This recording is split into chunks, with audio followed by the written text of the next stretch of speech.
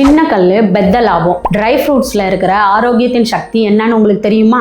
பாதாம்ல vitamin E, magnesium நிறைஞ்சு இருக்குது. இதை சாப்பிடுறது இதய ஆரோக்கியத்துக்கு ரொம்ப நல்லது. முந்திரியில ஜிங்க், அயன், மெக்னீசியம் நிறைஞ்சு இருக்குது. இதை சாப்பிடுறது எலும்புகளையும் தசைகளையும் பலப்படுத்துது, இம்யூனிட்டியை பில்ட் பண்ணுது. அக்ரூட்ல ஒமேகா 3 ஆன்டி ஆக்சிடென்ட்ஸ் நிறைய இருக்குது.